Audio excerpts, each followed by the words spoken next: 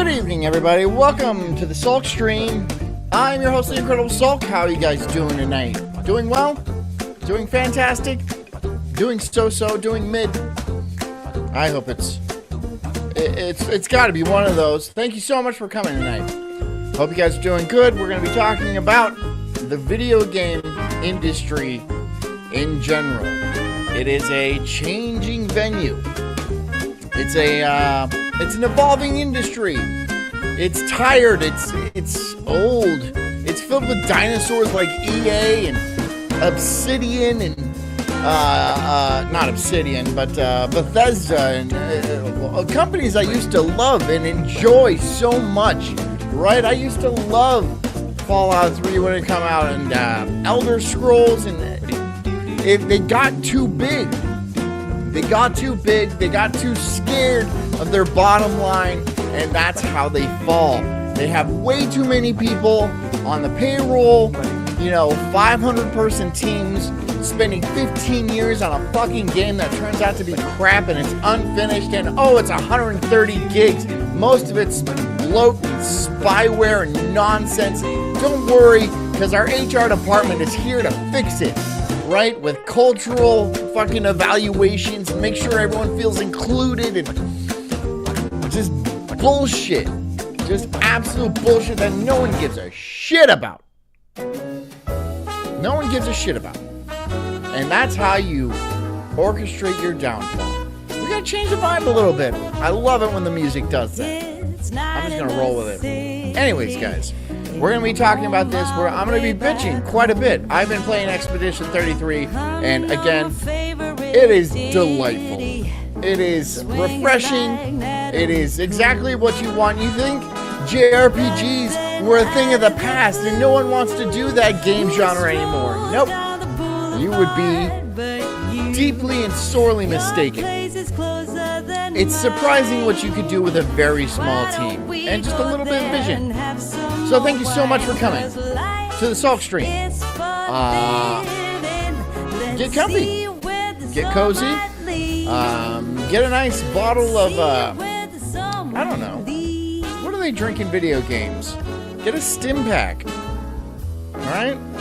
Get some skooma. Oh man, if they had skooma, I would try skooma, all right? I'd be drinking skooma on the reg. I'd be a skooma head. Yeah. If you're working, keep working. If you are driving, keep driving and drive safely.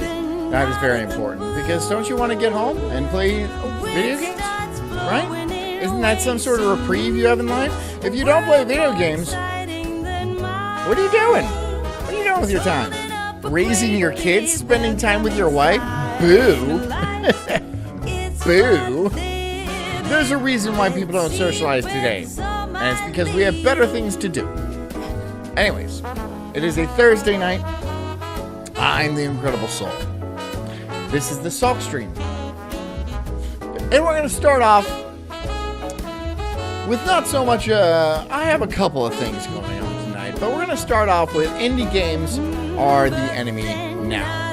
So sit back, relax, and enjoy. Did I even set it up? I didn't even set it up. Sorry. Hold on. I could have sworn I set it up. It's not even there. Why isn't it there?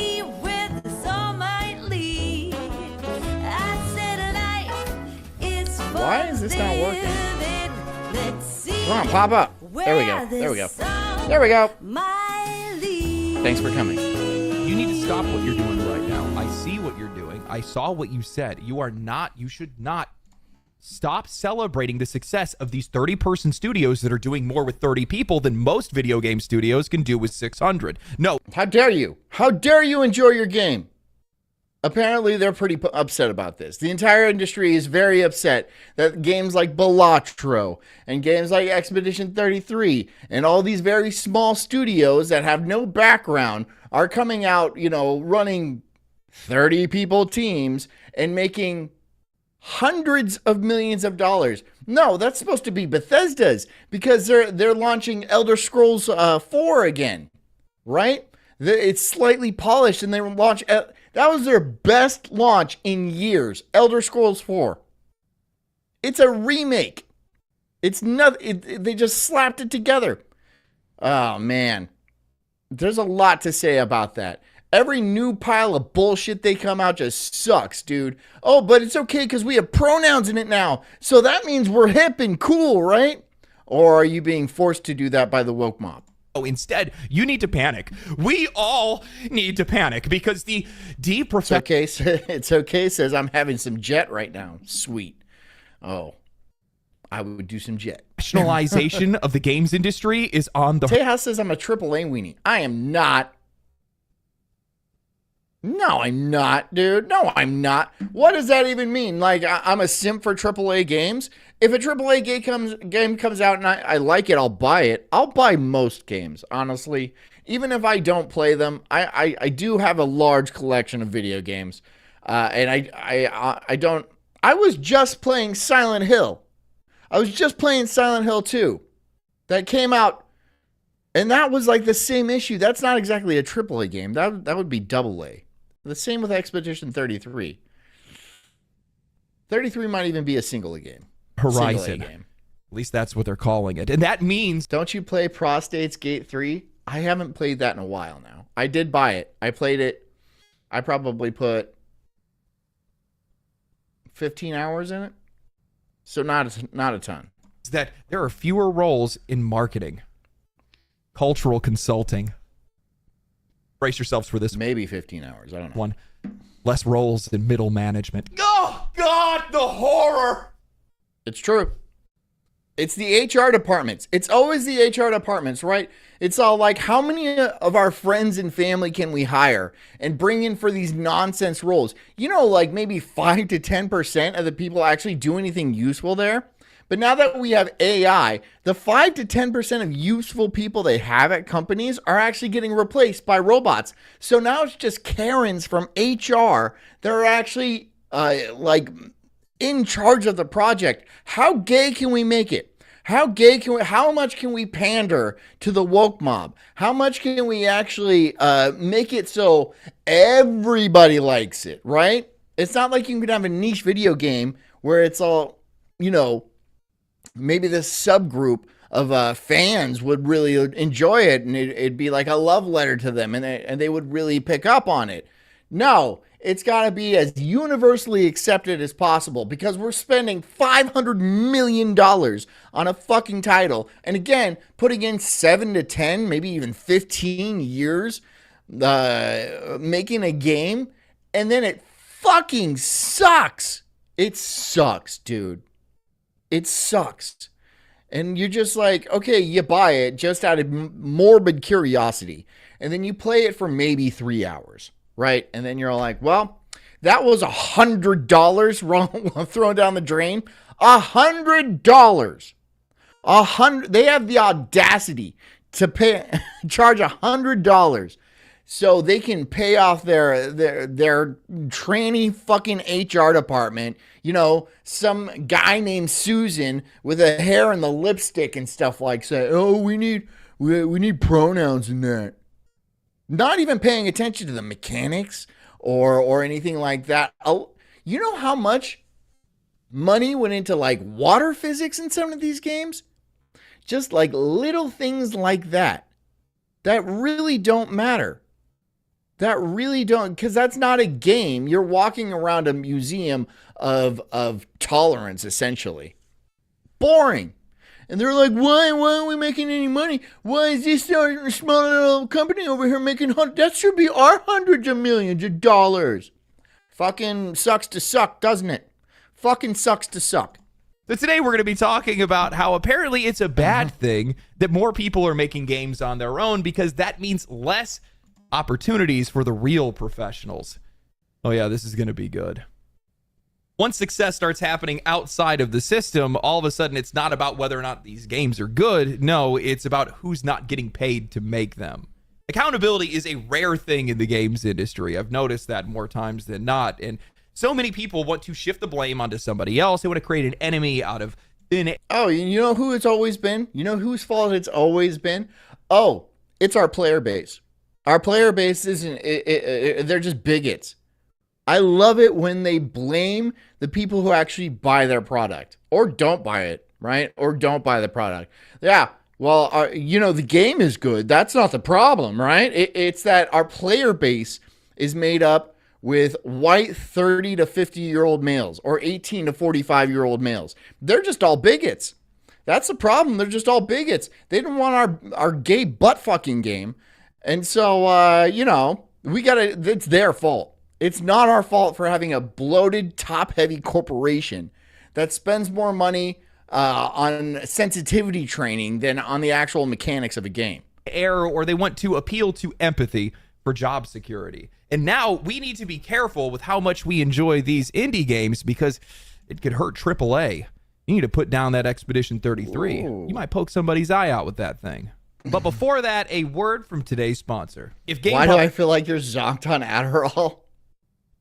I have ADD. I don't take Adderall, but I do take medication in the morning. But that's not you didn't know. This is passion. Publishers are willing to charge $80 for digital games that you don't actually own, track your behavior, and block content behind online-only DRM. What do you think they are doing with your data? Yeah, that's why I use Nord. It's okay to be Christian says until they remake Chrono Trigger, the entire industry is a joke. You know, they're going to make... if they remake Chrono Trigger, it would be... Would they make it suck? Or would it just be like another... top-down 8-bit, or would they just release Chrono Trigger again? When they released Final Fantasy VII, apparently that was good. I didn't play much of that. I heard it was good. I did buy it. I did play some of it. I didn't play a lot of it, I have to admit. But I heard it was good. VPN, and you probably should too. NordVPN encrypts your internet. I never played Secret of Evermore, but they pretend it doesn't exist. I never played that. Traffic blocks trackers and malicious websites with its Threat Protection Pro, and it helps you scout that it's not for you. Well, there is a 30 publishers, and on the other end, you have solo developers like Tyler with Schedule One or Local Thunk, the creator of Balatro. Completely different scales, but the same result. Balatro, not Balatro. Balatro. Oh, self-run, self-funded, and most importantly, FF7 was gay. Do you think it was gay? Again, I heard it was good. I purchased it. I played it. I did not play it very much. I did not get very far, but I am having a lot of fun with Expedition 33. It is a similar kind of style. I feel it's it's better. It's quicker. You're more invested in it. I feel like the system is simpler. I've gotten a lot farther in it. I've owned it for a day and a half now. And I've gotten a lot farther in it than I got in Final Fantasy VII. The remake. I also played the original, but I didn't get very far in that either. Unrestricted by AAA. As tools become more accessible and these games keep hitting both critically and commercially, more creators are jumping in. Some are seasoned veterans that are finally breaking free to go make something they actually want to. Others are just complete. I played Final Fantasy IX on my phone, dude. And I did get pretty far on that. Newcomers. But the point is, they're doing it, and they're doing it on their own. And that's where the friction starts. Because every new success story from the indie world exposes just how bloated and inefficient the traditional studio system has become. And for some people, that's a threat, especially if your whole job exists within a 500-person pipeline. These all-purpose developers. It's okay to be Christian says John likes the French girls. It's so funny because I don't ever remember playing a French game. I couldn't tell you a French game I've ever played. What is one French game that I've... Can you guys name a game from France? I know The Witcher is from Poland. CD Projekt Red is from Poland. I played games from Sweden. German games, I'm pretty sure. I don't remember ever playing a French game. But this is good. This is good, and it's got real French vibes. Like, I mean, if you played it, you would understand what I'm talking about. Obviously, there is some French language in there, but there's also, like, a vibe behind it. Again, it's delightful. It's engaging. The exploration is really good. It rewards you. You find a bunch of cool little things, and the battle system is great. The battle system is great. Developers are doing to AAA what YouTubers did to network television, what streamers did to cable news. They are proving that you don't need 10 departments and 1,000 employees to make something. Mary Riot says some Ubisoft games are French. I think I could be wrong. So, this studio, of course, I forget the name, but it is actually made up of ex-Ubisoft developers. They got laid off. Not the entire team, but I think half of them are ex-Ubisoft, because when they got laid off, they went over to this studio to work on this game. If I was Ubisoft, I'd be pretty pissed. I'd be pretty pissed by that. Because what does Ubisoft make? Assassin's Creed? When was the last Assassin's Creed you liked? Is Ubisoft French? Is it French Canadian? Doesn't matter. What was the last Assassin's Creed you liked? Black Flag? Was it Black Flag? How long ago was Black Flag? No, the most recent one was the most recent one I remember was the one where he was black. Not the Japanese one, the Egyptian one, but the Japanese one. Oh my God, dude. Bunch of a black dude going around beating up Japanese people. I could go to New York if I wanted to see that. That's not rare. People actually care about. And just like how content creators are Dead Cells is French? I did play Dead Cells. Often branded as unprofessional by legacy media, indie developers are now getting the same treatment from the AAA establishment. Despite says, I remember renting FF7 from Blockbuster because of the cover art, and I was sorely disappointed. Maybe it's just not a game for you, man. FF7 was a really popular game. Yeah, you might that just might not be your thing. And Blockbuster, oh man, we miss you, Blockbuster. I miss those Blockbuster nostalgia, right? I hope they set up a Blockbuster just that you can visit and just bask in the nostalgia. Not that actually rents anything, just so you can go there and just look at the stuff on the wall and be like, oh, look, Time Cop. I'm not going to rent it. I don't have a VCR. I don't even have a DVD player. Nope. I don't even have a DVD player.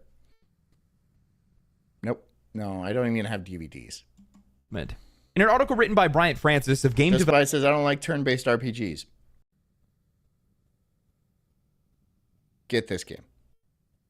I don't like turn-based RPGs either. I thought it was a dead genre. I thought it was oh man. Get it, dude. Give it a try.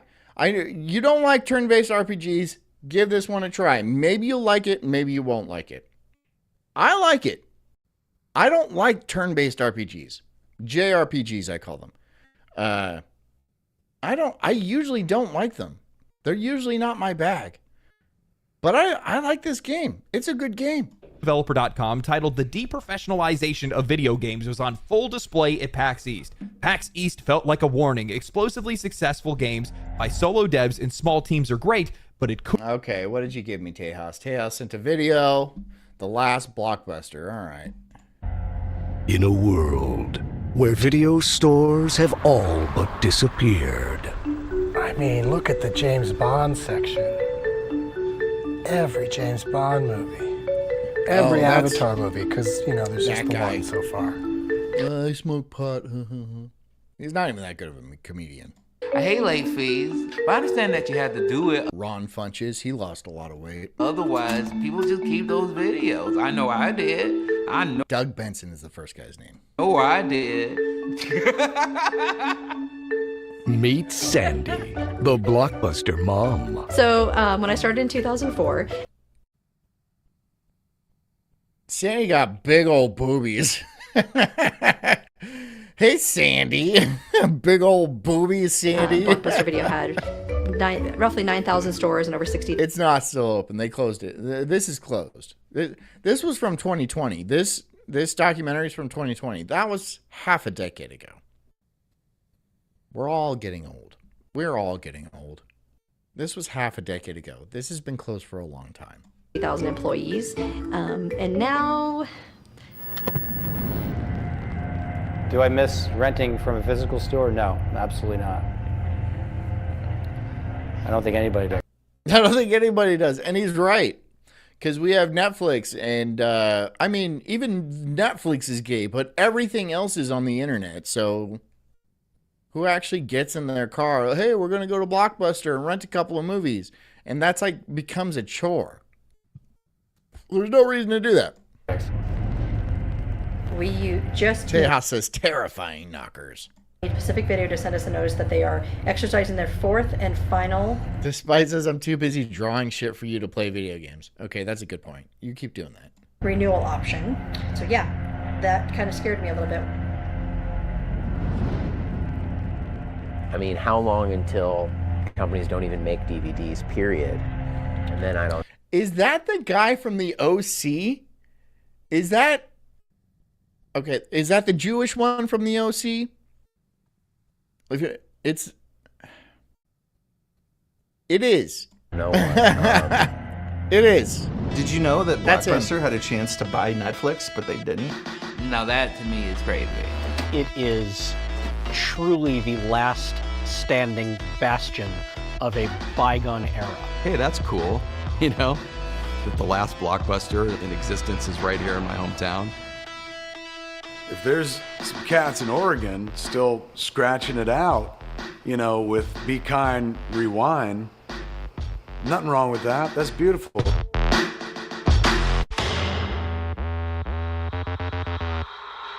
Yeah, not interested. Not interested. I'm sorry. What is that? Kevin Smith. It's good you lost weight and stuff. This is the next one we're going to be watching. It's a little bit more into RPGs.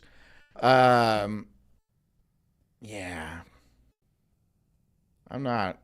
Nah. Could lead to the death of vital specialists. He writes, at Dyson GDC this year, I heard talk of a trend in game development that sent a chill down my spine. Deprofessionalization as ASIC. Tejas says, yes, the last Blockbuster video store located in Bend, Oregon is still open. Get the fuck out of here. Get the fuck out of here. Get the fuck out of here. You're kidding me. Blockbuster.com. Whoa. Whoa. We are working on rewinding your movie. Oh my God. Oh, you guys. Is there a location? Is there a location? Okay, location. This is, you gotta be kidding me, dude. The last remaining Blockbuster store is located at 2, blah, blah, blah. This store, colloquially known as the last Blockbuster, became the world's last in 2019. Is originally, you're kidding me. You are absolutely kidding me. Do people actually go there? It has to be kept open as like some sort of oddity. That can't make a profit. People don't rent movies anymore. People pirate movies now. They don't rent movies. Who's going to get in their car and drive to the Blockbuster? Nobody's going to do that. What do they charge? I don't know. That's blowing my mind. That's absolutely crazy. 16Z marketing partner Ryan K. Rigney defines it. Tejas says, yeah, there's weirdos that still rent stuff. You know, it's in Oregon, right? So I bet it's like some absolutely faggy hipsters that go in there and like, oh, yeah, it's cool. You know the type I'm talking about, right? Oh, I still go to the Blockbuster and rent stuff because, you know, I'm like, you know, hip and shit like that. People I would strangle. I would strangle those people. I would strangle them for fun. And I would take their Blockbuster card. Deprofessionalization is a phenomenon driven by the overperformance of older titles. Bend would be full of hipsters. Yeah, Bend. All of Oregon, Portland, Eugene is full of hipsters. If you go to East or like Southern Oregon is actually pretty redneck. And Eastern Oregon is pretty redneck. But like along the coast, it's pretty infuriating. Also, people there are fucking dicks. fucking dicks. Everybody from PNW is a fucking dick. Obviously not everybody, but most people are fucking dicks. It's constantly raining. Everyone's pissed off or on drugs. You know, everyone just sucks. Seattle or, you know, all that place. All the way up into Vancouver. That entire area sucks. Particularly free-to-play live service games, large studios struggling to drive sales, and the outsized success of some solo developers and small teams. These three forces, he argues, will combine. Chaos says it's still that fat bitch. Well, I think it's still that fat bitch. She's gotten fatter. Or even worse, she's gotten thinner, right? She took Ozempic and she lost her boobs. Just her boobs, though. And she's still like fat around like the waist. She's a big old bitch. Just lost her boobs. That's what happens when you play with fire. Trying to drive career professionals from the traditional professionalized side of the games industry. Some of these people will decide to go indie, he continues. Others will leave gaming altogether. And in between, there is a vast spectrum of irregular working arrangements. Mayo Riot says, so this article saying people are tired of the newer garbage games? Yes. He says yes. Well, not so specifically. He's talking about industries are changing. As new technology comes out, it's much easier for small startups to create pretty much AAA games, AA games, AAA games with very small teams, right? So that leaves a lot of room for creativity. Creativity that's stamped down by these large AAA corporations because they're more concerned about their bottom line and getting across their message than actually catering to the consumer. And so when these smaller studios with like 30 or 40 people come out with these games, they eat up all the market share. And there is an argument that this article is saying that says people shouldn't buy these games because it takes away from people that are in AAA companies, from like the marketing directors and the HR departments and the cultural sensitivity departments and the water effects departments, all the bloat, right? All the things that people don't give a shit about. This Gamergate game reporter is saying, the one that wrote this, the writing on the screen, not the video, is saying that people shouldn't buy small studio games because it takes money away from large AAA corporations, which is laughable, which is ridiculous. Well, maybe those corporations are completely missing the mark and they've just been delivering hot garbage year after year, completely uncompleted. Just like, here's a buggy mess. Give me $100 for it and maybe we'll finish it. Or maybe we won't. Maybe we won't. You guys remember when Cyberpunk launched? And it was hot trash. They actually went back and they fixed it up. The same thing with No Man's Sky. That was a smaller developer too, and they launched it trashy, but they actually came back and fixed it. Not all of them do that.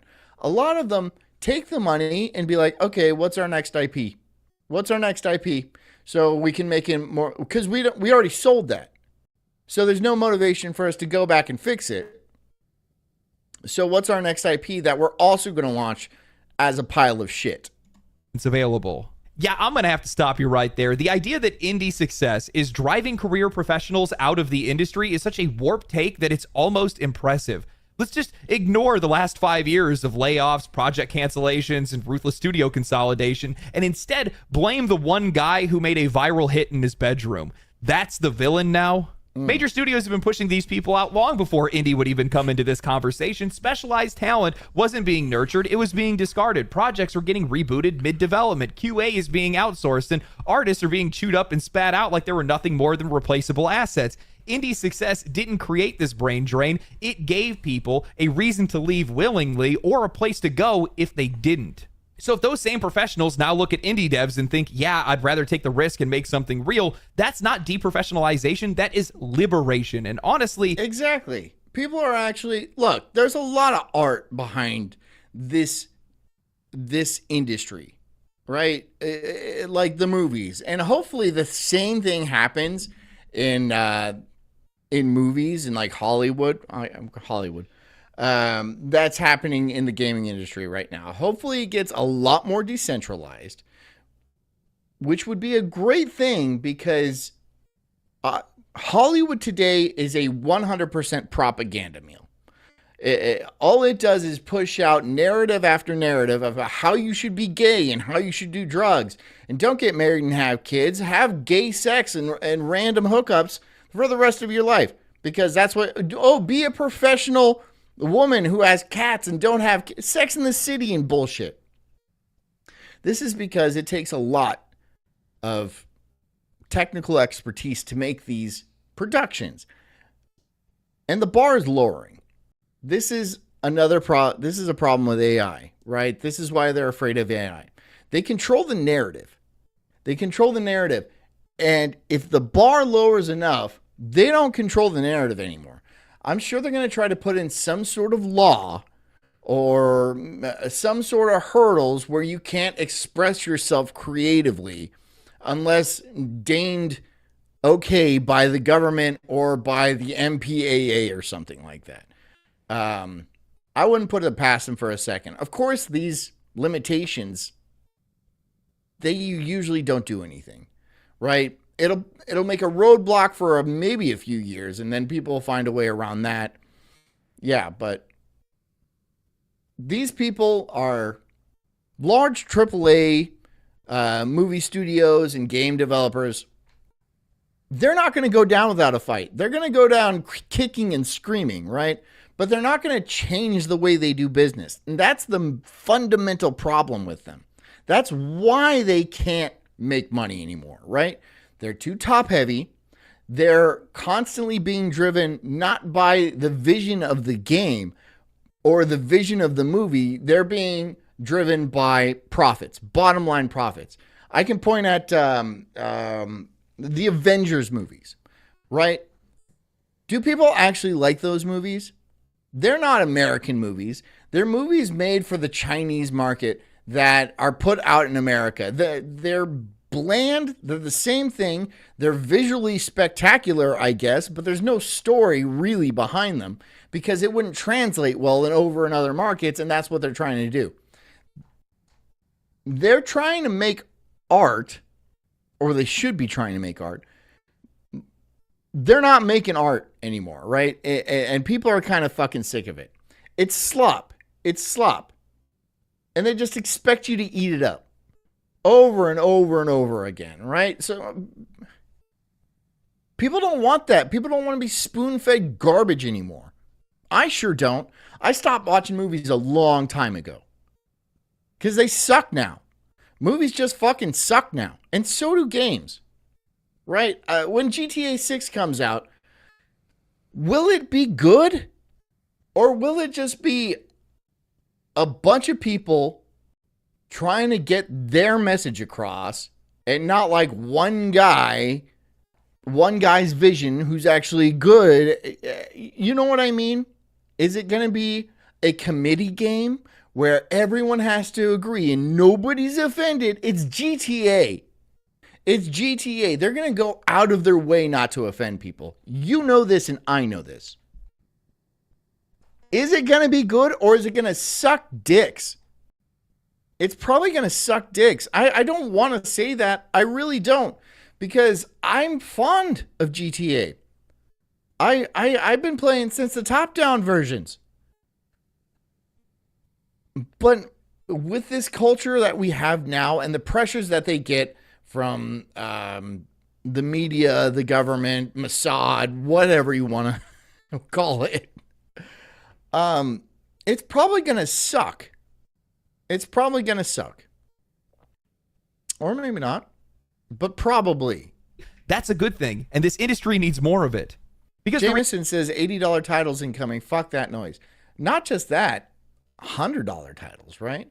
I remember the longest time, every game you bought was $60, which was like a lot of money, right? But $60, okay, everybody expected it to be $60.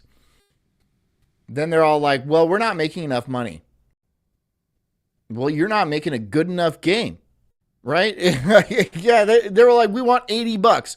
Well, you're not making $80 worth of game. Yeah, just because you have 500 people on your team and you take all this development time and then you push out this pile of steaming shit doesn't mean you deserve $80 just because you made it. No one likes this. It's clunky. It's bad to play. It's boring. And it's filled with messages that people don't enjoy. You know, people aren't into, you know, why do you have to make The Last of Us 2 with the ugliest people you can? Right? We got to really uglify her, right? Because that's inclusion. If we make everybody fucking ugly, that's inclusion. This is a problem across the world in all types of industries. Fucking like modeling, like Guess, right? You remember when Guess ads had beautiful skinny people? White people? Now it's just some fat black chick and her fucking sugar, like her diabetes thing on her arm and stuff like that. She's drooling because she's semi-retarded or fully retarded, right? There's a gay guy in a wheelchair for some reason. People don't want that. You know, people don't want that. And it seems like these industries are absolutely tone deaf to that. Absolutely tone deaf. Reality is the parts of this industry that this article feels are being threatened, the corporate monoliths like Activision, EA, Ubisoft, Epic, are the same companies that are responsible for most of what's broken right now. Bloated budgets, monetization first design, copycat games that are designed to mimic Fortnite or Call of Duty. If those studios are shedding talent, maybe that's because they've become the worst place to put it. And if those same professionals that are being kicked out of the industry go on to build the next Larian, the next Supergiant, or the next Sandfall Entertainment, that's not a loss. That's the start of something better. The writer goes on to say, wandering through these booths, I found a mix of truly excellent and inspiring games, but also found myself bubbling with frustration. Few developers on display were working with teams larger than 3 people. They talked about publishers wanting ever more expensive offerings as a part of their pitch deck. Short-term contractors seemed to be the best way to plug gaps. Why did it feel like so few proper businesses were fighting to get their games in front of players at PAX? So proper businesses, proper business. So it's pretty clear the guy who wrote this is being paid off by somebody, a large developer, right? Because fuck the proper businesses. Fuck them. If they can't adapt and actually put out a good product, why is it our fault that people don't want to buy it? It's our fault. They're blaming it on the consumer again, right?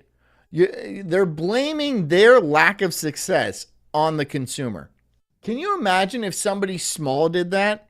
If like some small studio or just a single guy like wrote a game and then nobody bought it and he was all like, well, that's just because everyone's retarded and you know, they're all bigots. Everyone's a bigot because they don't buy. See, it doesn't make any sense. But when some large AAA studio does it, now we're supposed to listen? Just because you spent $500 million making a game doesn't mean people should feel bad for not buying it.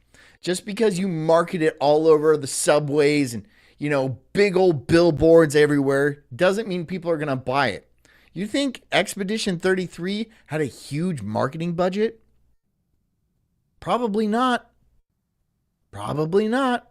No, people liked it and talked about it. So what's the point of having a marketing department, which you probably spend tens of millions of dollars on in the first place at all?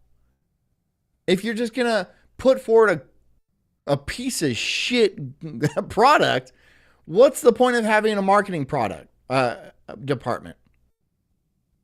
You don't need to sell me garbage. Do you? That's all I see. That's all I see everywhere. Ads for absolute garbage. Speaking with Rigney and other developers, I sense that deprofessionalization isn't just a catchy phrase to describe the demand side of economics in game industry hiring. It's a frustrating reality that may undervalue. Mayor Wright says at Dance not. Yeah, not owning games sucks. I like my physical copies. I don't own physical copies because I don't give a shit. I'll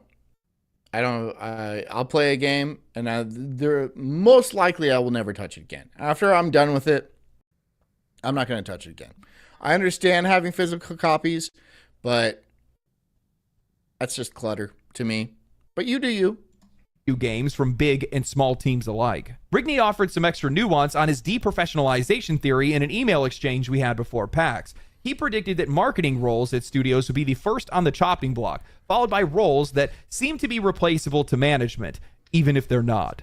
I genuinely cannot believe that this article exists. The writer walks through PAX, sees a wave of exciting and inspiring indie games made by teams of 3 or fewer, and comes away frustrated. Why? Because there weren't enough proper businesses represented? What does that even mean? You just admitted that these indie teams are doing great work, but then you're upset because they're not expensive enough? Because the teams are so small? No one's buying my game because I raised the price by $40, and I didn't pay for like actual designers of the game.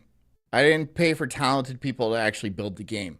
I paid for HR people to tell me that they wanted pronouns and to make my characters uglier and with smaller tits and flatter asses. That's what they did to Aloy in a Horizon, right? They made her less attractive. Somebody came in who was probably fat and had short hair and like was an absolute nightmare to be around. And she had like the glasses and the fucking nose ring and all that. And she was all like, that's unrealistic. You don't want to have an unrealistic game. What about all the girls who buy the game? Well, there's not a lot of girls that buy games. I mean, there is, but not specific games. You know, you're marketing to the wrong people. You get people that don't even play games coming in and tell you how to run your studio. Why? Why? Why would you do that?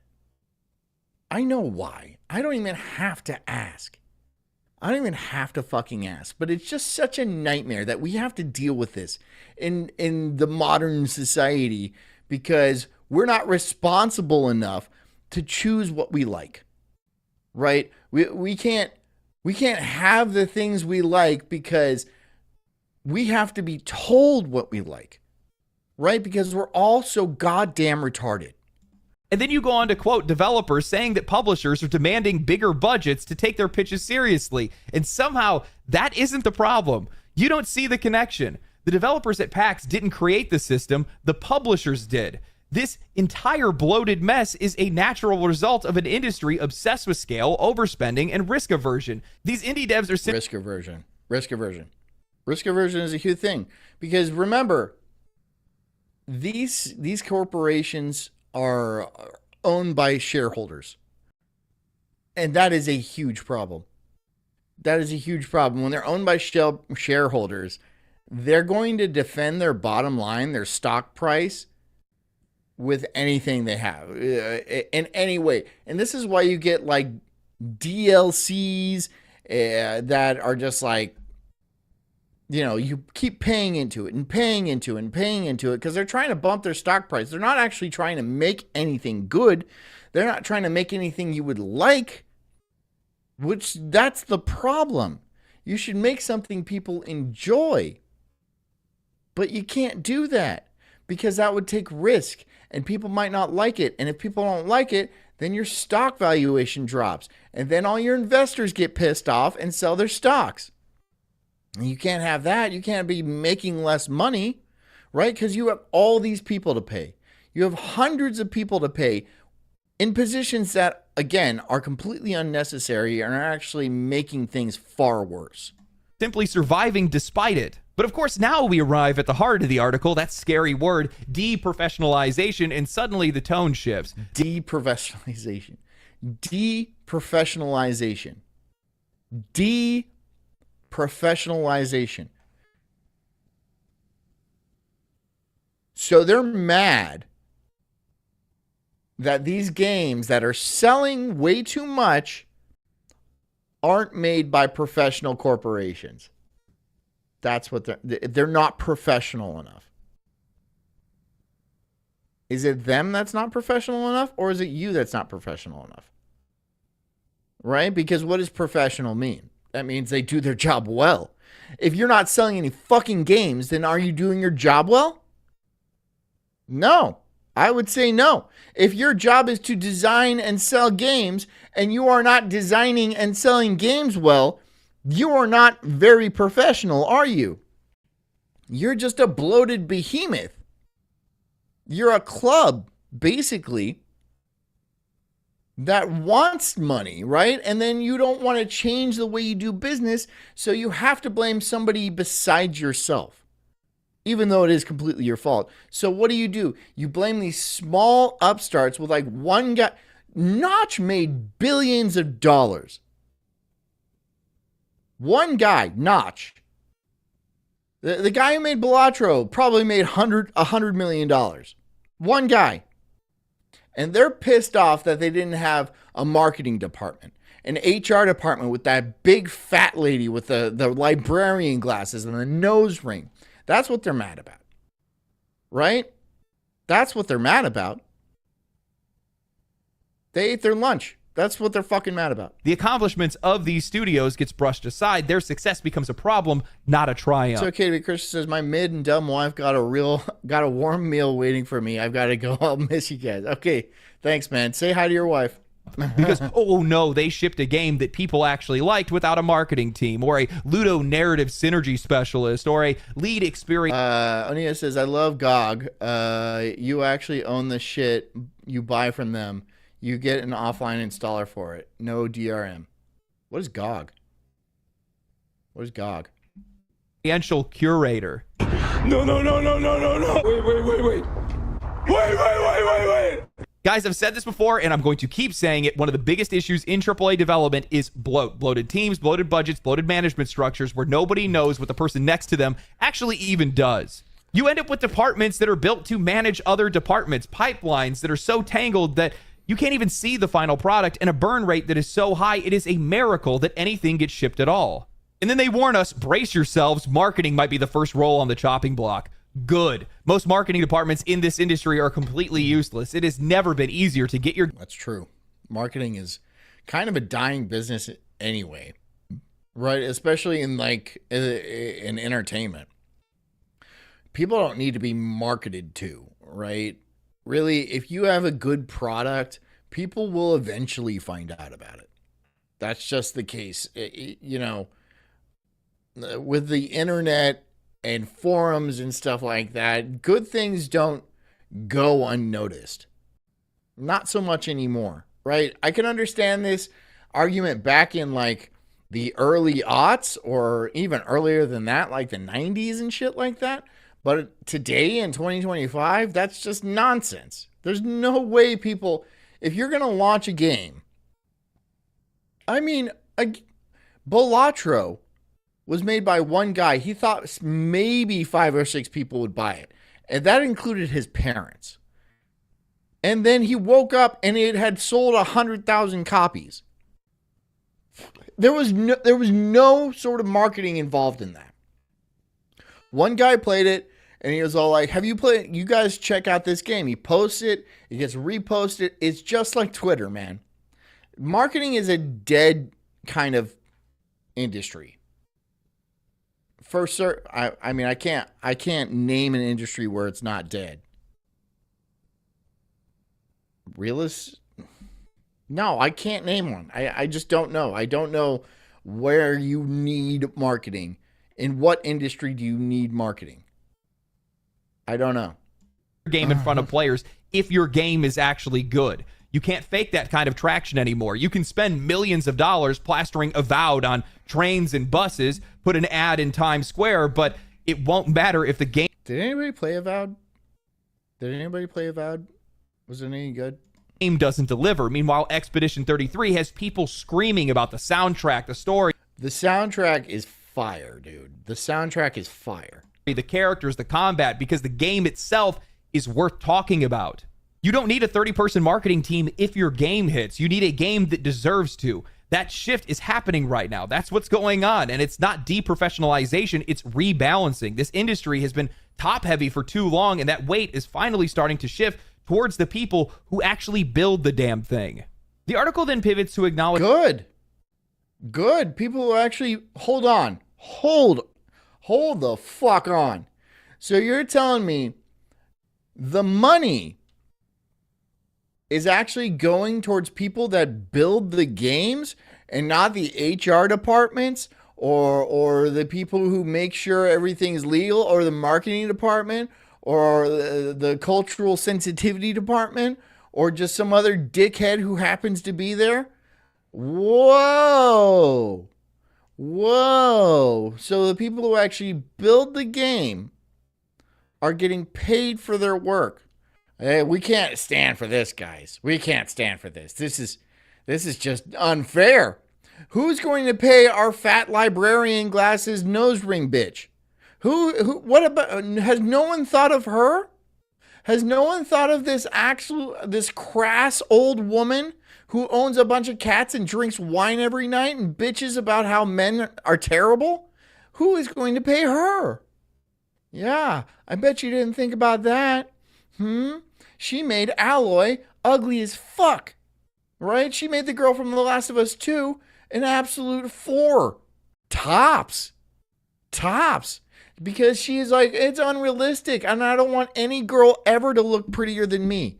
And that is a low bar. I'm sick of this shit. I really am. It seems like the rest of the world is too. It seems like the whole world is. And we're in this like kind of transition period. We see it everywhere, where these small little startups, one guy teams are absolutely blowing the lid off of things. And these large corporations are paying reporters to tell us why that's a bad thing. No one's buying this. Not since Gamergate, but even before that, no one was really buying it. A different kind of success story. The creative renegades, the ones that are making weird, original, impossible to greenlight games that traditional... Atomfall game? Let me look at this. Atomfall.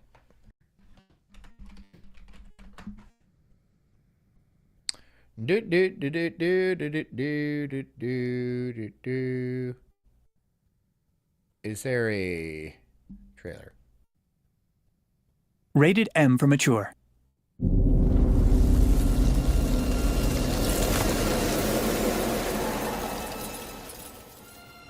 Is anybody there? I need help. Who are you? What are you doing in here? You're trapped in the quarantine zone around the Windscale atom plant. That's where it all went wrong. Hey up, stranger. Not saying you were on this stretch before? The protocol force is here to protect. New faces often mean trouble, and yet they may bring new opportunities too. Certain death if you choose to enter the woods. What's on your mind, dear? Come into the light where I can see you.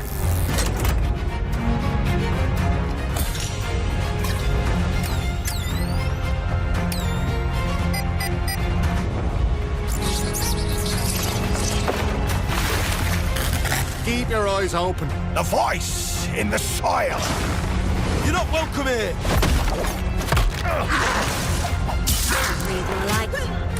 Oi! Back off!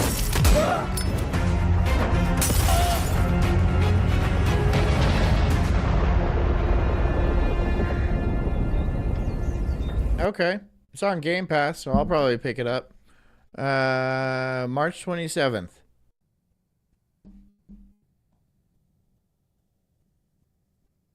Oh, so it's out. It's out now. So I can play it. Okay, well, I'll give it a shot. Publishers would have laughed out of the room. Rigney praises them, calling them out as this is the only creative industry. Onius says this is the problem with people thinking businesses exist to make jobs, not money. You just get bloated HR departments and unions. I mean, that's the problem with pretty much the entire society. All right. Like, you really got to think about this. Like, how much of society do we need, like, how many people in society do we actually need to run society? Because it's not the level. Whenever a politician goes in and says, I'm going to make new jobs, the government can't make jobs. That's impossible. That's not how it works. The government doesn't make jobs. It takes money from people and then pays other people. That's not a job. That's just stealing. That's stealing. You can't make jobs. And you can't force companies by saying you have to have this many women on your market, on your team, or you have to have this many black people, or else you're going to face huge fines. That's not making jobs. That's actually just slowing. That's destroying efficiency. That's making things less efficient. Right? Just because you force somebody to pay more people doesn't mean you're making jobs. You see? You see the problem? And how much of society, how many jobs in society do we have now that are completely 100% useless? What do you think? Like, give a stab. I would say close to 80 or 90% of jobs are completely pointless. Completely just that they have jobs. They get up, they get in their fucking car, and then they drive to the job where they, I don't know, press one button that they could have a robot do, right? It's like the Jetsons. He goes to the sprocket factory and he presses one button all day. That's what most people do. They do pointless shit just so they can get a paycheck. And they know they do that. They know their job is meaningless, but they have to get a paycheck. This is the only way they get a paycheck, right? So they get up and they go. 80% of jobs, minimum. 80%. Completely useless. Minimum. And every year that goes by, with more technology that comes out and advances in robotics, that number gets smaller and smaller. Again, I'm being conservative when I say 80%. Because really, it might be, with our level of technology now, it might be closer to like 95. 5% of society might be absolutely critical. And guess what? That doesn't involve politicians. Politicians are essentially useless, right? They do nothing, right? It's just a bunch of 80-year-olds that should have been retired for the last 30 years, getting rich off of insider trading, and then, hiring their friends and family to do also nonsense jobs. The education department, every teacher and every administrator in the education department is useless, except for maybe as babysitters. Maybe, but they're really not doing a good job at that. Almost every job is completely useless. Maybe you're a plumber or a welder. Okay, yeah, that's probably a useful job. For now. But how many people actually do that? How many people do you know actually do that? It's not like 90% of the people you know. It's just not. Sure, there's engineers. AI is a better engineer than any engineer on the planet, though. Right? So we don't really even need those. What was that guy's name? Toad? Who sang the Heil Hitler song? And then he got canned immediately. And then he went around looking for jobs as an engineer, couldn't find any jobs because they were looking for a reason to fire him. They were looking for any reason to fire him because he's useless. He's useless, right? And no one else is hiring him because no one's hiring engineers because they're useless. Architects, even researchers. There's just no jobs to be had out there. The only jobs that people have are basically grandfathered in, and they can't find a reasonable reason to fire them, right? They need to have cause to fire somebody. And having better technology isn't really cause to fire them. So they're trying to avoid a lawsuit, right? But if you give them any reason to fire you at all, they will take that opportunity and save themselves 6 figures a year. Easily. That's an easy decision. And this is just going to get worse and worse and worse very quickly. 90%. 90%. Again, I'm being pretty conservative. Next year, it'll be pretty close to 98%. You're probably like, oh, that's not going to happen. Okay. On the planet where one person can make $100 million making something. Arden Shara says there are only approximately 86,000 people actually progressing the human species statistically. 86,000. So that's 1% of 1% of 1%. 86,000 people. That's a city smaller than. So that's like smaller than my town. Not my town, but like, I don't know, Daytona. I don't know. That's a small city. That's a small city. And there are billions of people on the planet. So it's 99% of jobs. 99.999% of jobs are completely pointless. So our entire economic system is a ghost ship. It's a ghost ship. And the only reason that certain people have jobs and certain people don't is not because of meritocracy. It's because the people that already have money have determined they're going to allow this group of people to live and not this group of people to live. That's all it is. 86,000 people. That's all it takes to run society is 86,000 people. More or less, I'm sure. But like, what are we all going to do? We just get up every day and then you spend an hour driving into your work. If you even have a job. If you don't have a job, what do? You wake up and you send out 1,000 resumes just so another AI, could just reject them all. And you just grow hopeless, right? You went to 4 years of school and racked up $250,000 in debt. For what? So you could get told no by a robot over and over again as your bills pile up? What are we going to do? What are you going to do? Something's got to change. Something's got to change quick. There's not, I don't know if there's anything I could do. Is there something we can do? I don't know. Not really.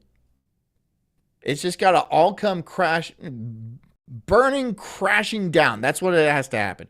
Some cataclysm has to happen on the planet Earth. So we just have this gigantic reset. And then we can actually reevaluate who is necessary at their job and who is not. Right? We don't need lawyers. We don't need basically any of them. Maybe, no, I don't even think we need, maybe a couple of them. 10? We could whittle it down to just the Supreme Court and it would be fine. We can get rid of the entire divorce industry, the entire family court system, and the world would be better off for it. Right? But we have it because those people want to make money, not because they want a better society in any way.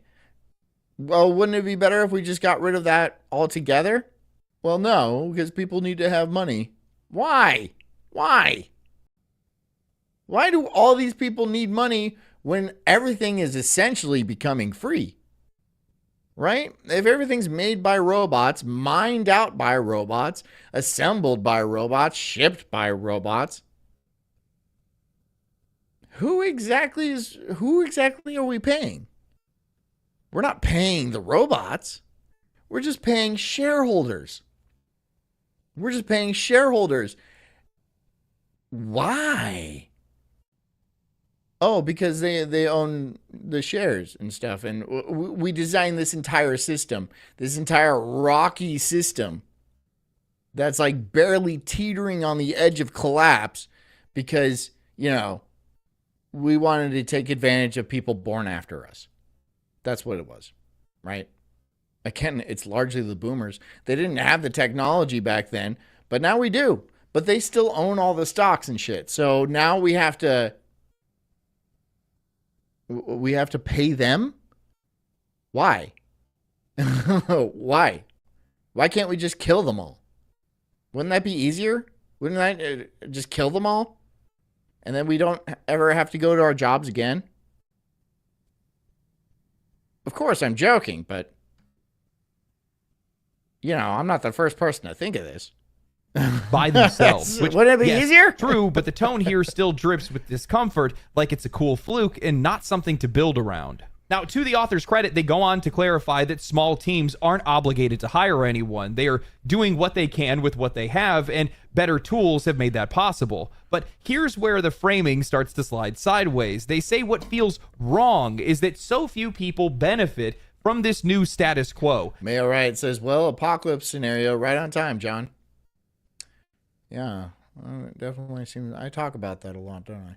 Not that small teams are succeeding, but that too many people aren't a part of it. They then go back to Rigney and bring up a new example, Aaron Rutledge, formerly designer of League of Legends, Black Ops 4, and Apex Legends, now running a consultant firm called Area Denial, basically a hired gun. The writer admits that his career sounds romantic, but then calls this model a structure that celebrates the few over the many, one that elevates roles like design and programming while leaving out non-essential positions. What is this? How do you go from saying that this is the only creative industry on the planet where one person can make $100 million by themselves to immediately following that with what feels wrong about this is how so few people seem to benefit from this status quo? Do you hear yourself? This is the benefit. That is the shift. We are no longer living in an era where you need to get a green light from a publisher, sit in a cubicle farm for 6 years, and then get your name buried in credits under 5 layers of management. We are witnessing one of the most Yeah, 5 layers of management that do nothing. Management, middle management, lower management, do nothing. They do nothing. And that's, for a lot of companies, that is the majority of the staff.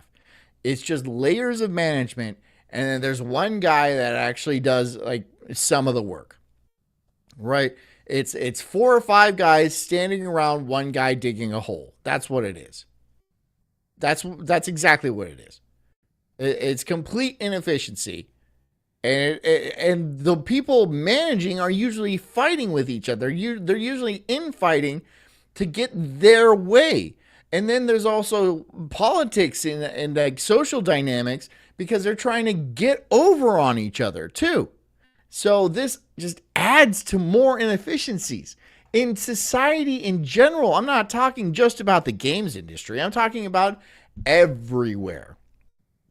What do we do? Again, cataclysm. That's we have to have some sort of purge. That's the only way. It's the only way I can see anything going forward. Right?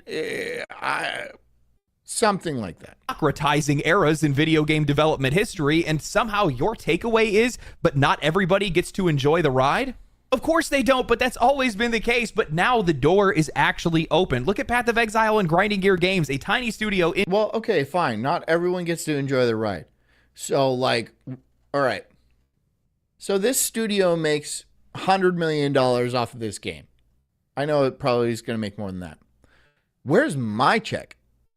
Where's my check? Why do I have to pay $50 for this game, even though it's on Game Pass? I actually bought it on PlayStation because I'm stupid. But whatever. It's a good game, so I paid for it. Where's my check? Huh? Or is it just people who go to the office and then sit in their fucking office watching pornography probably most of the day, and then going to a lunch and having a golf game? They get checks. Where's my check? Is that what you're trying to say? Not enough people are benefiting from this small team of workers? Okay, well, who's going to pay me? Who's going to pay me? Nobody, huh? So it's just the people that are in your group that you want to get paid. In your little dynamic that want to get paid. Not people in general. It's just you guys and your shareholders, isn't it? Go fuck yourself. Honestly, go fuck yourself. Like, the audacity they come across with. This is a boomer thing. This is a 100% boomer thing. It's all about ownership, not about like what's good for people or what's efficient or what's artistic. You know, 99% of jobs, 99.99% of jobs, completely pointless, completely useless, easily replaceable. In New Zealand, that grew to a 200-person powerhouse that's working on 2 full-scale games. Look at Expedition 30. Background noise says you need all 5 shovels, trade out when one gets tired. Oh, yeah. Yep. Yeah, all 5 of them. All 5 shovels. Do they trade out? Well, no. But just in case. It'll never happen. But just in case, we do have several backups, right? Yeah, they all get paid the same. And only one guy works because he's bottom on the totem pole. But the rest of us, you know, we can get in there if it really needs to be done. But yeah, we do get paid more. Significantly more. Hundreds of times more, in fact. 33, built by ex-Ubisoft developers, a composer that they found on SoundCloud, and Jennifer Svedberg Yen, a former private equity investor who just wrote what might be this year's Game of the Year. The indie boom is not excluding people. It is including people that AAA would have never hired in the first place. That old system kept the gates locked. This new era is tearing them down. What you're seeing isn't exclusion. It's a healing process, a long overdue correction of decades of bloat, overreach, and creative stagnation. There you go. And this is warning signs. These are warning shots. This is just from one industry. But the exact same thing is going to start happening in the auto industry, the housing industry, the medical industry, all across the board. All across the board, the same exact thing. The only thing that's holding it almost together is law, is legal. Again, run by the boomers because they just choose to make the laws. They're 85 fucking years old and they have no idea about modern technology or modern social problems, but they still get to make the laws. They plan on living another 50 years, and they probably will with modern technology at the minimum. At the 85-year-olds are probably going to live another 50 years minimum with modern technology coming down the pipeline, and they're reaching escape velocity and shit like that. We can't live like this forever. We don't deserve to live like this, right? We don't. We were born, just because we were born in a certain year, we are automatically becoming slaves. This is unacceptable. I'm going to get some people that are going to disagree with me on this, and that's fine. I do not believe in supporting these bloated structures, systems, and bureaucracy more than anything else, all in the name of job preservation. I think that it is a pathetic narrative that is driven by people that resist progress. And in a lot of cases, because they don't want to adapt, they want to make it everybody else's problem. This is something... Onias sent... Onias, right? This quote for the ages. Instant job creation. Milton Friedman visited China in the early 1960s. Oh, I know this already. And was taken by a government official to see public works projects. Chinese workers were digging or building a canal. Friedman was struck by seeing everyone digging the canal with shovels. Friedman asked the official, why no heavy earth moving equipment? The official said, oh, this is jobs program. So Friedman then says to the official, then why don't you just give them spoons instead of shovels to create even more jobs? Yeah, it's not about jobs. It's about efficiency. It's about useful jobs, right? Why have a bunch of people that are effectively slowing down the process when you can make it much easier and much more efficient by using modern technology? But then you can't make the jobs, you see? And so what do you do with all these people? Fuck them? I don't know. Pay them anyway. How about that? You can pay them. This communist. Well, first of all, China is communist. And they're forcing people to work for for no reason. That's what this. Yes, they're getting paid, but they are forcing them to work, even though they don't need to work. It's actually a drain on the entire system, because every one of these people that picks up a shovel and starts digging, eventually they're going to wear out. Their knees are going to wear out. Their backs are going to wear out, and then they're going to have to start paying for medical bills. And then the government is probably going to have to pick up that bill too. So not only is it less efficient, it costs way more in the long run and in the short run. Who designed this retarded system that we live in right now? Who had absolutely no thought of what was going to happen? Because it's getting worse and worse. And now people don't have jobs, don't have families, don't have kids, don't have houses and shit. There's plenty of houses out there, but nobody can afford them. A lot of them are empty. Most of them are empty. China has entire cities that are empty. What are we going to do? I honestly don't know. I don't know. We live in this economic system that is archaic, that is pointless now, that is useless. And I'm not arguing for communism. I'm just really not. I'm just laying down a bare bones argument. Soon, very soon, before 2030, all jobs are going to be gone, essentially. I mean, they're essentially gone now. What is the point in forcing people to get up, get in their cars, which are expensive, to drive to work, which is pointless, and then pay them money that doesn't exist, that exists on debt? What is this stupid fucking system? Why are we forced to participate in it? Because of laws? Because the cops will come to our doors and arrest us if we don't? Really? Is that what it is? We have to pay taxes? That's what it is, isn't it? Because we have to pay taxes. So how are we going to pay taxes unless we get up out of our beds and get in our fucking expensive cars and we go to our fucking stupid jobs where they give us meaningless money so we can give it to the government, even though it comes from nowhere and it doesn't mean anything? This is a stupid cycle. This is a stupid cycle that we're forced to participate in. And then we sit here every day and talk about how free we are. Don't you get sick of that? Don't you get fucking sick of that? Don't you get absolutely tired? I do. Maybe I think too much. I don't know. Is that the problem? I'm thinking about it. Is the problem I'm thinking about it? Please don't tell me I'm the only one who's thought about this. Right? Because it just doesn't make sense that we're doing things that machines can already do, that we have in abundance. They're not expensive to make. But we choose for people to do it anyway, just so we have slaves. Just so we have people that we can tell what to do.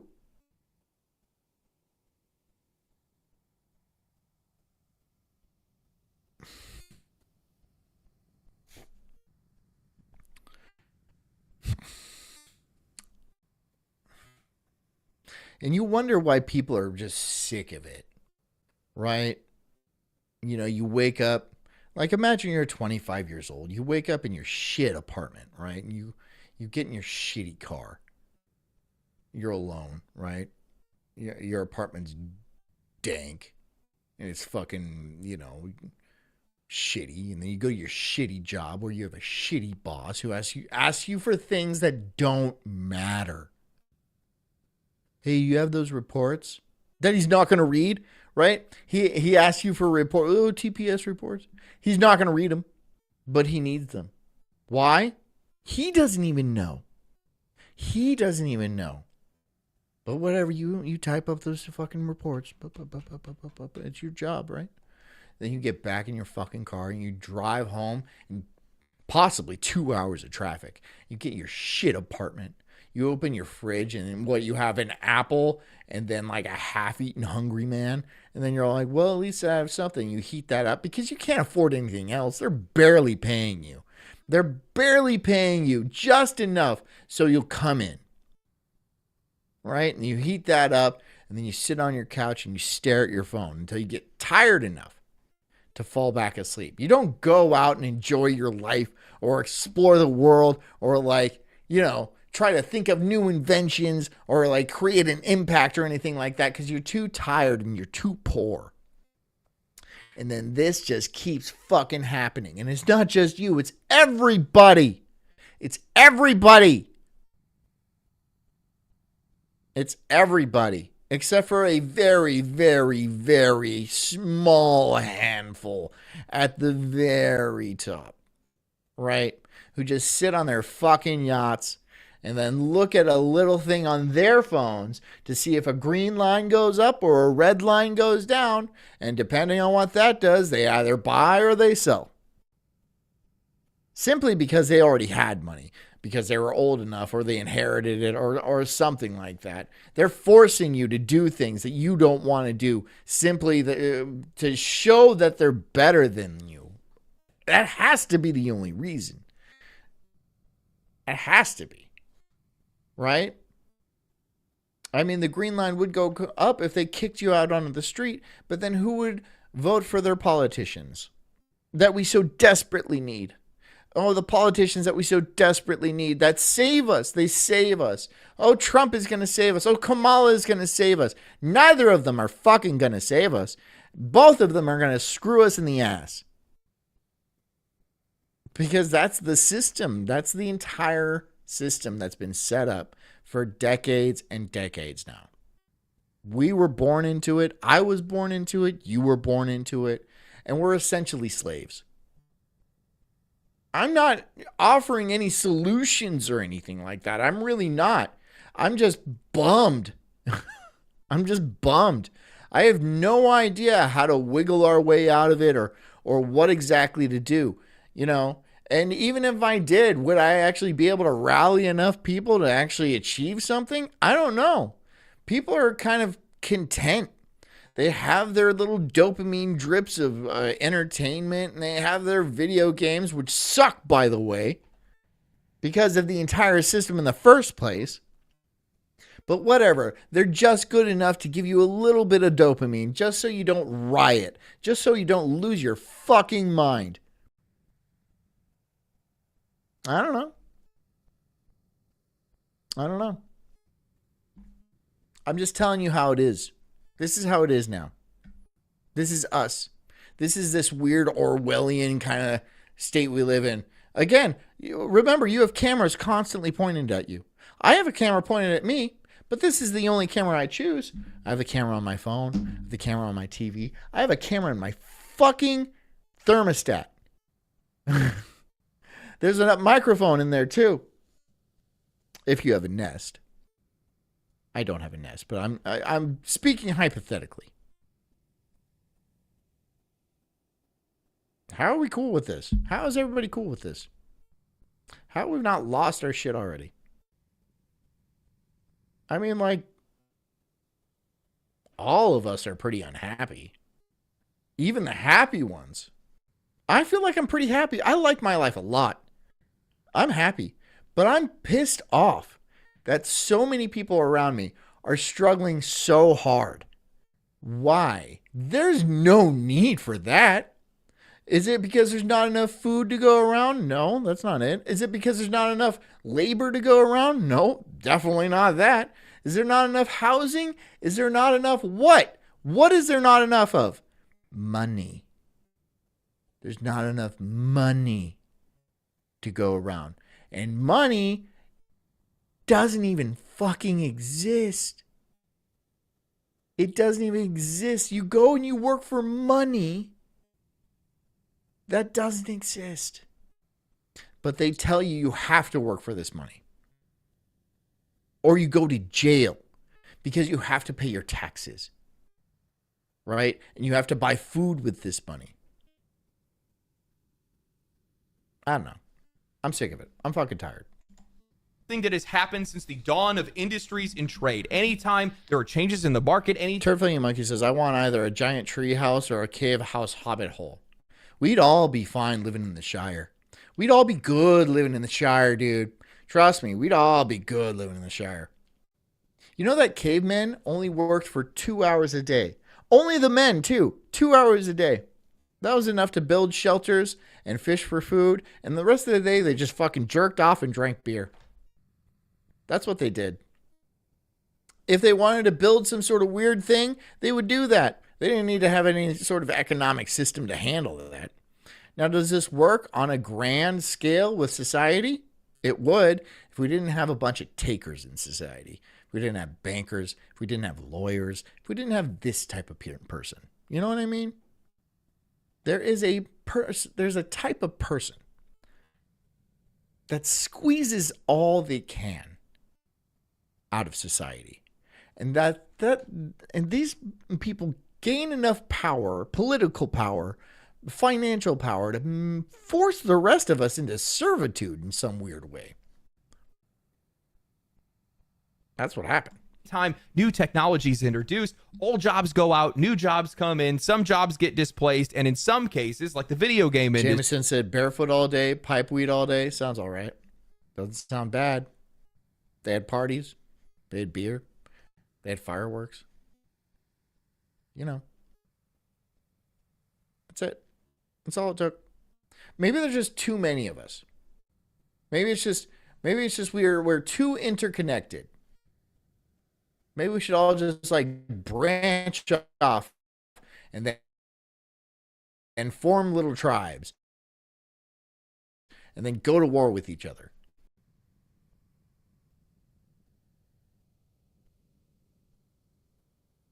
Yeah, that would work. Industry. Well, the industry gets... Terrifying Monkey says, I just pissed off my porch. You drunk? Good.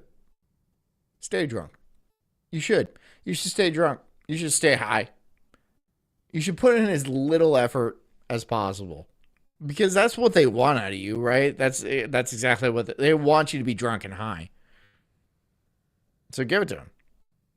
Give them the bare minimum. But it doesn't even matter because they don't even need you anyway. They pay you even though they don't need you. I wouldn't even fucking show up. Honest to God, I mean, I wouldn't show up. I would not show up to work and just see how long it took them to notice I was gone. You know? Depending on what you do and where you work, it might be a while. It might be a while. You know? I don't know. I'm jaded. I'm fucking jaded. Decentralized. That's why we see a private equity investor starting to write for video games. Media's gone through the exact same thing. Otherwise, you wouldn't have a guy that worked 8 years in construction. Big B says, I'm pretty pissed, but my handler said not yet. Yeah. And that has no journalistic background whatsoever, that's writing reviews for video games and writing video essays on YouTube. I think the real problem for these people... and Turd Flinging Monkey says, not too many people, not too little anything. We have certain people holding everyone back on purpose.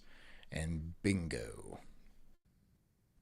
There are certain people that are in charge of society, that are running to society, that have power for some fucking reason, that is holding everybody back on purpose, including scientific advancement. How many times do you hear about some wonderful gasoline-less fucking car, a car that runs on water and shit? I'm not saying this is true, but it could be. And you know it is. For certain things, there are inventions that have been bought up and shelved just because a certain company's business model would suffer because of it. A patent gets bought up for $1 billion or so, and then it gets shelved. Or the guy dies, right? Mysteriously. He suffered from exploding head syndrome, or stabbed in the back several times syndrome, or strangled to death with a garrote syndrome, though, right? Or you got a weird shot and then you just kind of had a heart attack. really scares them is that average, everyday people are getting involved in these industries and in some cases getting rich. Terrifying Monkey says, I'm not drunk, just like pissing outside. I piss outside almost every time. So I get you. Barefoot. Yeah. Because of it. And they don't like that. Freedom is scary. On top of that, freedom is scary. And this is the problem too. People like security.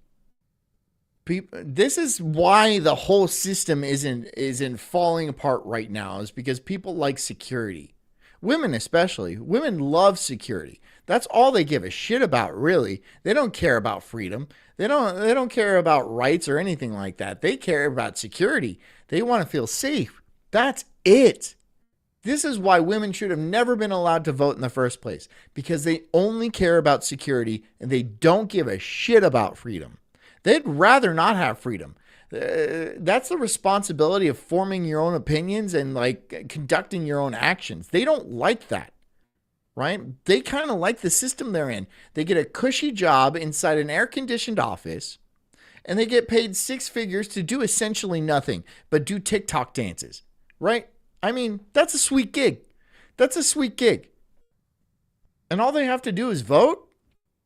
All they have to do is make sure they keep the men in line by not fucking them if they don't,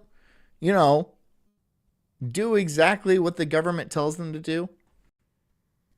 I'm not saying it's specifically women's problem or women's fault, but it is largely their fault.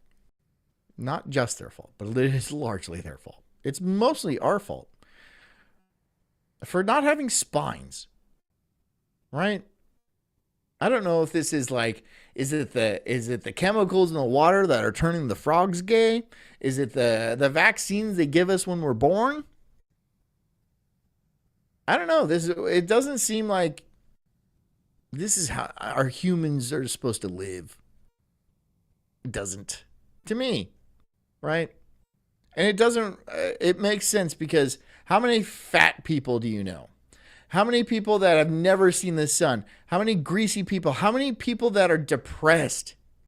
Why are so many people depressed? Are humans designed to be depressed? Because for some reason, it seems like 80% of the women today are on some sort of weird medication. Antidepressant, anti-schizophrenia, antipsychotic, or something like that. Is it really them? Is that really how people are supposed to be? Or is it just our society is kind of broken? Not everyone should be on medications like that. These people do not have the credentials that they want. They didn't go to college for it. Jameson Campos says the 500 miles per gallon carburetor inventor totally shot himself in the back 6 times. There you go. There you go. $1 trillion industry, the gas and oil industry. And that's only one. That's only in one industry. There's the food industry. There's the medical, like pharmaceutical industry. There's a lot of industries that will absolutely kill you if you even try to mess with their profits. And a lot of people have. A lot of people have like found the cure for cancer and then ended up dead. So people stopped looking. But you know what they do? Awareness of cancer, right? Run for the cure kind of shit. You can do that. You can do the Susan G. Komen. And we put a little pink fucking ribbon on everything, including gas pumps. You can do that, sure. You can't do any real science, though.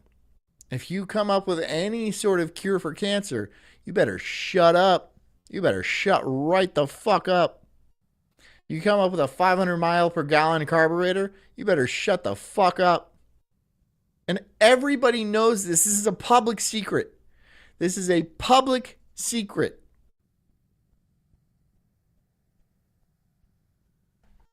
You get tired of it. I'm tired of it. I'm super tired of it. But I like my life. I try to keep my head down, right? I try not to stir the pot too much. I'm not inventing things, okay? I'm not inventing carburetors. I'm not inventing cancer cures or anything like that. I keep my head down. I raise my family. I go to the beach. I keep quiet. All right. So is it my fault? Is it my fault for not causing more of a stink? Probably. But I gotta do what I gotta do. I gotta raise my kids, right? And so I but then I mean, like, what are they gonna do? Shouldn't I like change the future for them? I don't know fucking how. I don't know how. Not enough people listen to this show for me to have any sort of real effect on anything. Maybe one day there will be enough. But then that comes with an entire host of new problems, doesn't it? Right? People coming to my door, people shooting at me and shit. Do I need that? I don't. So what I'm going to do is I just do my thing, and whatever happens, happens. I'm going to keep doing this show. If it gets big, great. If it doesn't get big, that's also great. That's also great news. That means I can keep my head down and I can raise my family and I can have a stable life. You know, if the other things happens, then that's just how the dice roll and I'll work with it. Sounds like a you problem, not a me problem. Let's be honest. This article, especially coming from the media's point of view, this is more about control. Indie games are harder to predict. They're harder to market. And for them specifically, it is much more difficult for them to monetize from the outside. Not for everybody else, but it definitely is for them. No more guaranteed preview cycles. No more demos behind closed doors. Turd says, LOL, I keep quiet. LOL, as you're live streaming for the entire world. If they wanted. Dude, look, 33 people are here. 33 people. It's not like I'm causing a big, I'm not like, it's a tiny thing, right? But at least somebody's hearing me. At least I'm able to express my frustrations with literally everything, right? That's what I need to do, right? If I just did this in a closet at a poster, people would think I'm insane. I would think I'm insane. I can't do that. So I have this little show, right? It's small. It's niche. I have you. You're my little cult, right? I get some sort of feedback. This is what I need. This is all I need, right? If it gets bigger than this, I'll work with that. But to me, this is quiet. This is quiet while still satisfying my needs to gripe and bitch. Doors. No more getting cozy with their PR team. No, you're on even footing with guys like me, and I bet that keeps you. Despite says, I like that you're not big. On Daywave, I always get relegated to someone in the chat. Yeah. I've seen that happen. Yep. Up at night. But this argument is going to shift now. Now instead they want to talk about who does not. Turd says, hey, we're a grower crowd, not a shower crowd. Yeah. Well, get growing or don't. Again, I do this show because it's therapeutic for me. I have a lot of ideas and thoughts that I can't constantly spill onto my wife. Right? She's sympathetic. She likes to hear. I mean, I went to a therapist and I felt like I was getting nowhere. Right? This is, to me, is more effective and I don't have to pay you guys, which I appreciate. And sometimes you guys pay me, which I really appreciate. So this is what I do now. This is how I do things. If it grows and gets bigger, I can't control that. I'm not, would I like it to get bigger? Yeah, I would. I mean, money is always a good thing. A bigger audience is always a good thing, I assume. But again, it would come with a host of its own problems. So I'm enjoying my small timeness right now. It's actually quite cozy. I feel like I'm freer than if I had a bigger show. If I had a bigger show, there'd be certain things I would not be able to talk about. And I mean, there's things I can't really talk about now. But I feel like I'd be under more constraints, especially if I got like advertisers and stuff like that. So you always have to look at the good things. I do. I try every day to look at the good things. People miss when their shows are small. People miss having small time things. But again, I am a human being. I need money. I want money to do things with. Or do I? Do we? Do we want money? Do we need money? Of course I do. I want a fucking boat. I do. I don't need a boat. I want a boat. And you guys are going to pay for it eventually. Not benefit from going indie, because indie developers do not hire these specialists that only do one thing. And it's really funny because this feels like this is the only industry where doing more than one thing is a threat instead of just doing your... Onias says, I think it's more just that there are a bunch of people on the show, so Royce talked to the chat like John does. Oh, wait, hold on. Do I talk to the... I talk to the chat. I like talking to the chat. The chat, I mean, it's just me. That's a bell. Ben Cho of Zona says, here's $5 to make the sulk bigger, better, longer, hard R there. Thanks, Ben. I appreciate that. Yeah, I like talking to the chat. And I like being alone on this show. I don't need a co-host. I don't need other people to talk to. Because I have enough to say. I have a lot to say. I have too much to say. This video is only 25 minutes long. We're only 14 minutes in. I've been talking for an hour and 45 minutes. We've been doing an hour and 45 minutes. And I don't even recall a lot of the things I said. But I like not having a co-host. I like being able to talk to the chat. You guys bring up good topics. You guys raise good points, right? I feel like I know a lot of you personally, even though I don't. I've never met almost all of you, except for Dan Snot. I've met him, and I'll kick his ass. I'll kick your ass, Dan Snot. But yeah. Yeah. I like my little show. I like my little cult. Cozy. Who said superlative cozy? It's cozy. It's easy. Right? I don't know if I can handle a bigger show. I'm sure it would be the same exact thing. But then a lot of people would call me crazy. But it's not like that hasn't happened before. Your job.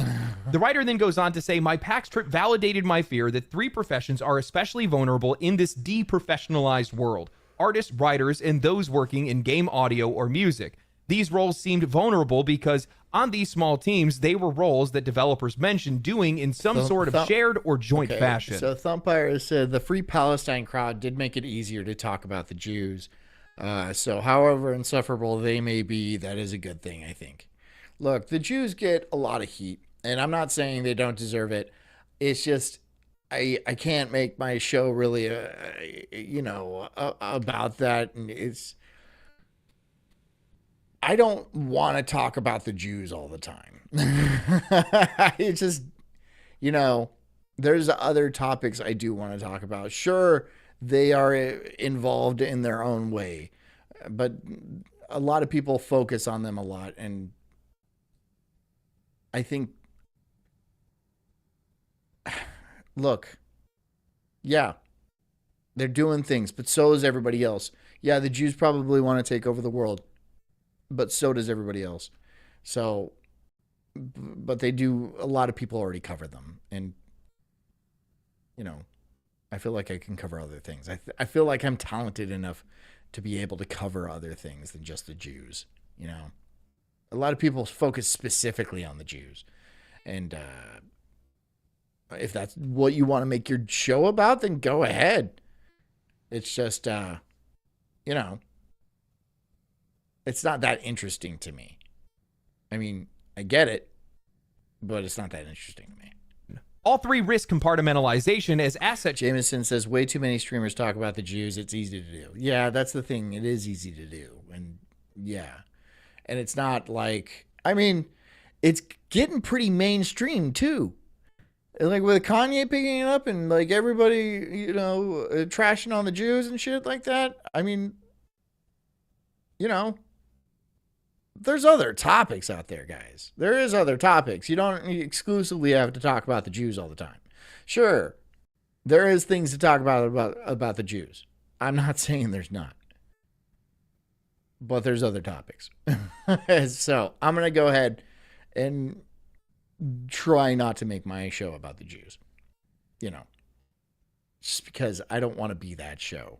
I don't want to be that show. Creators, their work treated as products you can purchase off of a store shelf. Thump says, yeah, when that's all you do, that's gay. Yeah, it's a little tiring. It's tired. Right? It's tired. Then expands on this fear by pointing to broader industry shifts. Thump says that's what they want. Yeah, that's exactly what they want too. They want attention. Because with attention comes control, and yeah, a lot of people are playing into that too. I'm like, it's a complex topic. It really is a complex topic, and I feel like a lot of other streamers are covering it just fine. And I don't need to throw in my 2 cents. You know, I don't. So I try not to. Argues that in-house art positions are disappearing as studios. Not enough people are talking about the Mormons. I have done shows on the Mormons. I've done shows on the Scientologists. I've done shows. Yeah, I mean, just okay. They run in and out. The Mormons are running in and out. Okay. Okay. That's it. That's the long and short of it. They like polygamy. Okay. The outsourcing asset creation overseas to cut costs. This move, he suggests, is being reinforced by the rising use of AI-generated art, something he openly criticizes for its poor quality, but sees it gaining momentum anyway. In his view, the value of artists is being eroded not because their work is bad, but because it's now seen as something that can be cheaply replicated or... Jameson, not enough people are talking about the Seventh-day Adventists. They're the same people as the Mormons. They are the same people. They're literally... Mormons are the Seventh-day Adventists. You know that. You're making a joke. Or bought off of a shelf. Even art directors, he noted, are... Rocky says, I do a medium amount of Mormon talk. A medium. Not on creative output, but on their ability to delegate. When it comes to narrative, the critique gets a little bit more... Can we discuss the Amish using electric? We can talk about the Amish all day long. I will trash the Amish, dude, because I know they're never going to see this. Well, at least the good ones. Personal. The writer cites industry layoffs, pointing out that writers made up... Rocky McCobb says Jehovah's Witnesses attract my ire. You know, I grew up Jehovah's Witness. Did you know that? I could talk about them a lot. The highest percentage... Yeah, I sure could. They're fucking weird, man. They are weird. Of reported job loss. Yep. And if you're interested, growing up, never celebrated a birthday, never celebrated Christmas, nothing like that. Yeah. Nothing like that. And my birthday's near Christmas, so it was just a time of the year that nothing happened. Losses in the last year. He attributes this to two diverging trends. It was a weird childhood. I had a weird, very strange childhood. It was hard. I had ADD. It was untreated, and I did terrible in school, and like people didn't understand me very well, and terrible grades. And, yeah, it was a hard childhood for me. Success of games that minimize storytelling altogether, and the increase. Yeah, you grew up Jehovah's Witness? No, wait. Yeah, I did. Increase in tendency for story-driven titles to be written by a... Rocky McCobb says, fucking JW split my family. Yeah, my cousins don't talk to me. They don't, because they're super in it. They're super into it. And it's not like I'm interested in talking to them. So it's not that big of a deal. It's just one of those things. Select few, usually the creative director or maybe one or two trusted collaborators. If you're not, so the thing about the J-Dubs is, they're very insular. They don't associate with people outside of the church.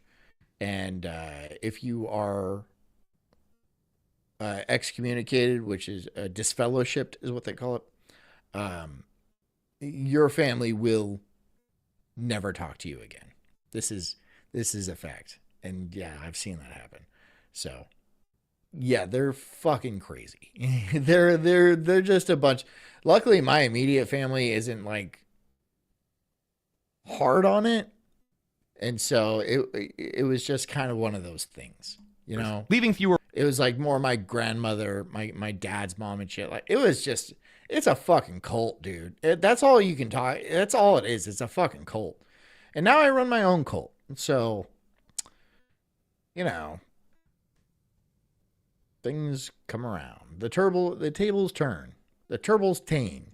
Roles for dedicated narrative The teams. turbos tane. He also then reflects on long-standing frustrations that writers face in game development, many of them brought in late, treated as an afterthought, or positioned. Ben says, if I were younger, I think it would have been great living with the Amish a couple of years. I lived with the Mennonites for almost a year. Get the fuck out of here. How's that? How was living with the Mennonites? Was that interesting? Was that I'm sure it was interesting. Well, my parents live in Tennessee, and last time we went and visited them, we went to Amish country, and that shit is depressing. That shit is depressing. I went to the Amish country, and I saw all the Amish kids and the Amish ladies and stuff like that, and I'm like, I am so glad I'm not Amish, because this shit sucks. This shit sucks here. Everyone looks bummed out. It's cold. It's like blank. Everyone's plain as fuck. No one's having any fun. There's no music. It's just sad, dude. It just seems sad. I'm glad I'm not Amish. In conflict with the broader design goals, some studios have tried to bridge this gap by rebranding writers as narrative designers, combining them with implementation, but the implication, he argues, is clear. Being just a writer is no longer enough. As for music and sound design, his concerns are much more structural. Audio work, he says, is increasingly handled through asset libraries, with implementation often falling on the other team members. While some composers prefer the freedom to work across multiple projects, he sees this shift as another sign that audio professionals, like artists and writers, are being treated more like support staff than essential contributors. Yep. And there it is, the famous self-insert. The Big B says the Hutterites are an interesting bunch. The Hutterites? The Mennonites? I know they're like Amish, but like, are they Amish? Are they just like techno Amish? Is that what they are? They're techno Amish? The emotional reveal, and honestly, they're cyberpunk Amish? Is that what they are? They just have enough technology to where they're like, because they have like cars and stuff. Like the real source of this article's frustration. It's kind of hilarious that they still can't see the correlation. Small teams prioritizing design and programming, and those are the games that are succeeding. I hate to be the one to say it, but artistic roles are less essential, at least at the start. If a game isn't fun, if it doesn't play well, it doesn't matter how pretty the lighting or how... This is true, right? This is, yeah. This is why you get things like a bunch of roguelikes. Like the Souls, Souls mechanic roguelikes, 8-bit Souls mechanic roguelikes that you see all the time. Yeah, those are fun to play, but they're just copycats everywhere. Like Dead Cells. Fun, but kind of a saturated market now. How cinematic the game feels. Indie is... Hutterites are techno Amish potato farmers. Okay. I wonder what the Amish are going to do when everyone's like... because we're getting to a point in technology where things are getting out of hand, right? And like, what are the Amish going to do when everyone's like immortal? Which is probably going to happen in our lifetime. I'm actually pretty damn sure it will. I'm kind of banking on it, honestly. So what are they going to do when a guy walks up to them and be like, yeah, I'm 85, and they look like they're 25. And then they're probably going to think we're just demons, which I understand. I get that. I understand that. I just, if you have the technology to live longer and then actively choose not to use it, I would consider that suicide. And suicide, even to the Amish, is a sin. So I wonder how they're going to deal with that.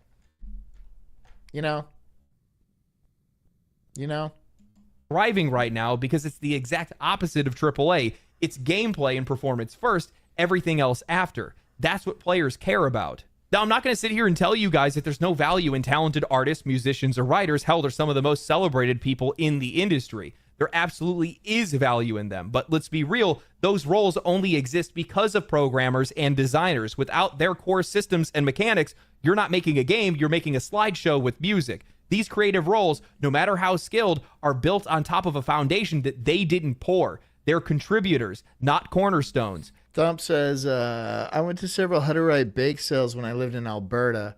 They were the best pies and baked goods you could buy for $1 more in the store. That's cool. I bought a pie. I bought a pie. I went to Amish country and I bought a pie. It was all right. It was good. Good enough.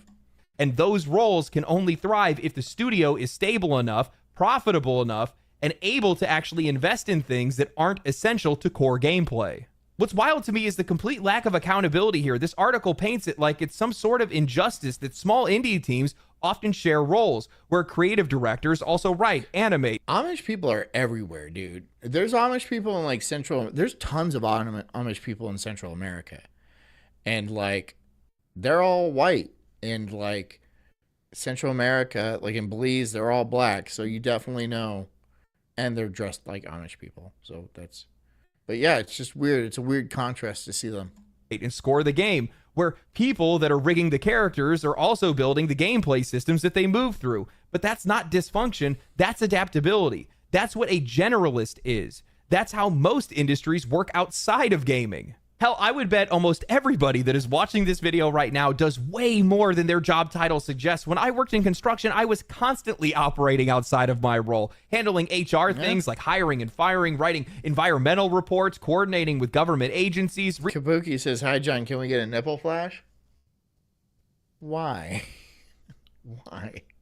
You got to pay me. If you want a nipple flash, you got to pay me. If you're going to treat me like a whore, I at least need to get paid like one. Researching equipment, contacting suppliers, creating and fulfilling purchase orders, even learning to read P&IDs and mechanical drawings. I got more involved in the process because that's what my job required. That's what being useful meant. Wearing multiple hats isn't a threat to job security. It's a privilege. It's a responsibility. And in most industries, it's expected. Look at Ubisoft. They are bloated with specialists right now, yet they are bloated with specialists. Well, not specialists, just useless people. Absolutely useless people. And again, 99% of society is just not needed. Not even now. Not even now. And there's a lot of useless people. There's a lot of useless eaters. And they do plan on getting rid of us. You guys remember the Georgia Guidestones that just happened to be eradicated for one reason or another? There's something up with that whole story. The Georgia Guidestones got blown up and then they just decided to bulldoze them without anybody even investigating what happened, even though it's covered with cameras and 24-hour security. Okay. All right. Sick of being lied to. Completely directionless. The first Assassin's Creed trilogy was made with around 150 developers. Now they have over 1,000 people working on a single entry, and every release... 1,000 people working on Assassin's Creed? I haven't played Assassin's Creed in years. Like, what? It's not even like... It's not even good anymore, right? It's just same old bullshit. Anyways, guys, thanks for coming. I appreciate you being here. I hope you guys have a good night. And, you know, all that cult stuff I always tell you to do. Stay strong, stay brave, fight the good fight, you know. Stay good looking. That's what I don't want a gross cult. I don't want a gross cult. That's very important. Anyways, I'll see you guys tomorrow on Daywave, and then probably right back here on the Sulk stream at 8 p.m. and we'll do a Friday show. So until then, be cool, be nice to each other, chase your dreams, drink a lot of water, get a good night's sleep, and take care of yourselves because I care about you too. I'll see you guys tomorrow. Love you. Good night.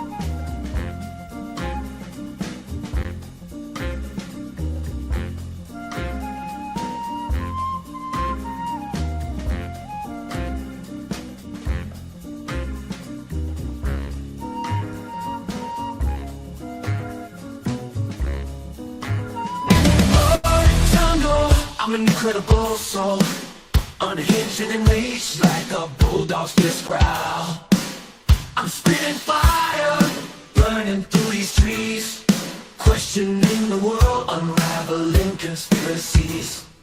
Talking about Bigfoot, Loch Ness Monster too. Government lies, they're feeding me their goo. I'm diving deep into this rabbit hole, uncovering the truth, setting fire to their control. I got small nipples, but my voice is loud, born like thunder in this crazy crowd. They say I'm crazy, but I call it woke, unraveling the madness with every word I spoke.